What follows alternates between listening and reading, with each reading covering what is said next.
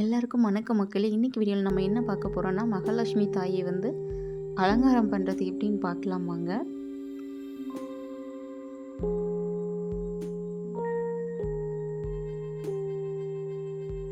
நீங்கள் ஃபஸ்ட்டு சாரீ கட்டுறதுக்கு இந்த மாதிரி ஃப்ளீட்ஸ் எடுத்துக்கோங்க.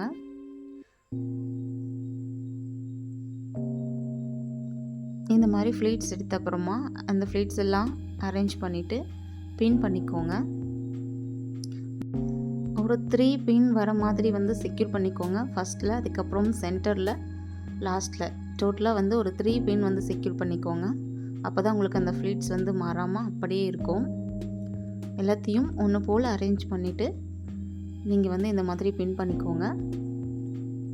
ரொம்ப ஈஸி இந்த மெத்தட் பண்ணுறது. ஸோ அதுக்கப்புறமா இந்த எண்டிங்கில் இருக்கிறது நீங்கள் நார்மலாக நம்ம எப்படி ஃப்ளீட்ஸ் எடுப்போமோ அந்த மாதிரி வந்து உங்களுக்கு எவ்வளோ தேவையோ அந்த அளவுக்கு நீங்கள் எடுத்துக்கலாம்.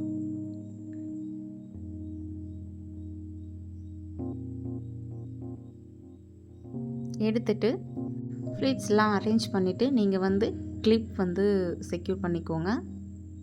இந்த எண்டிங்கிலும் அந்த எண்டிங்கிலும் கிளிப் வந்து போட்டுட்டு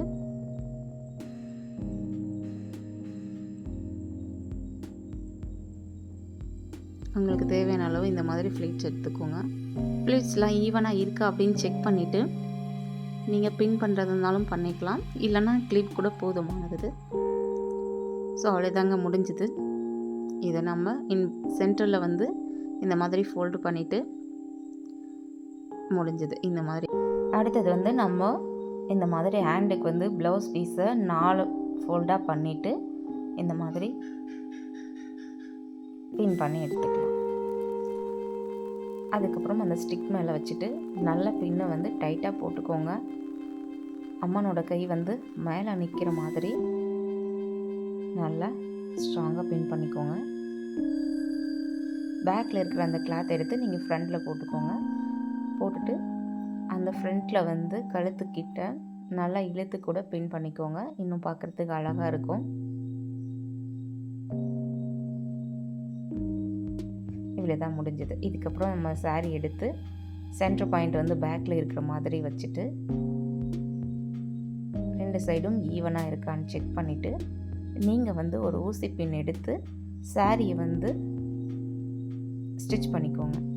நம்ம பின் போடுறத விட இந்த மெத்தடில் அழகாக இருக்கும் பார்க்குறதுக்கு. ஸோ இந்த மாதிரி ஸ்டிச் பண்ணிக்கோங்க. இது ரொம்பவே அழகாக இருக்கும்.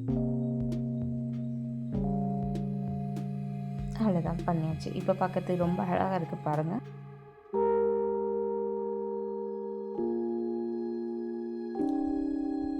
அவ்வளோதான். இதுக்கப்புறம் நம்ம ஃப்ளீட்ஸ்லாம் ஈவனாக அழகாக அரேஞ்ச் பண்ணிவிட்டு இந்த சைட்லையும் இந்த சைட்லையும் 2 வந்து பின் செக்யூர் பண்ணிக்கோங்க.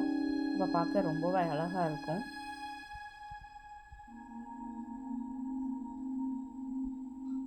அதுக்கப்புறம் இன் பிட்வீனில் இருக்கிற அந்த உள் மடிப்பு வருது இல்லைங்களா, ஸோ இது தெரியாமல் 2 ஃப்ளீட் எடுத்து இந்த சைடு ஒன்று இந்த சைடு ஒன்று எடுத்து அதை மிடில் இருக்கிற மாதிரி பார்த்து பின் செக்யூர் பண்ணிவிடுங்க. அப்போ பார்க்க அழகாக இருக்கும்.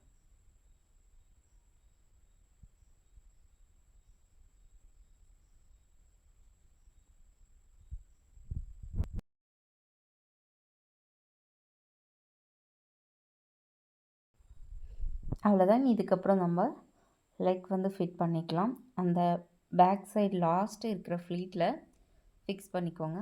ஃபிக்ஸ் பண்ணிவிட்டு அந்த முந்தி எடுத்து ஃப்ரண்ட்டில் போட்டு ஒரு பின் செக்யூர் பண்ணிக்கோங்க.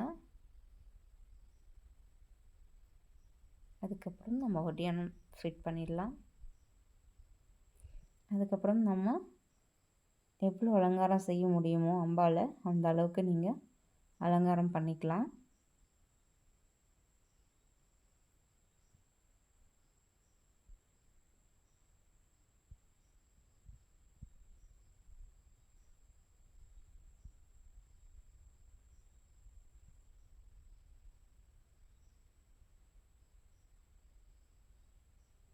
மறக்காமல் அம்பாளுக்கு வளையல் கூட போட்டுருங்க.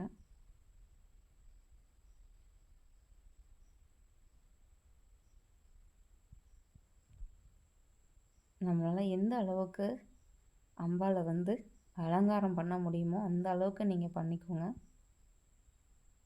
மகாலட்சுமியோட அருள் எல்லாருக்கும் கிடைக்கணும்னு சொல்லிட்டு நான் பிரார்த்தனை பண்ணிக்கிறேன். என்னோடய வீடியோ பார்த்ததுக்கு எல்லோருக்கும் நன்றி. மறக்காமல் என்னோடய சேனலை சப்ஸ்கிரைப் பண்ணிக்கோங்க, லைக் பண்ணுங்கள்.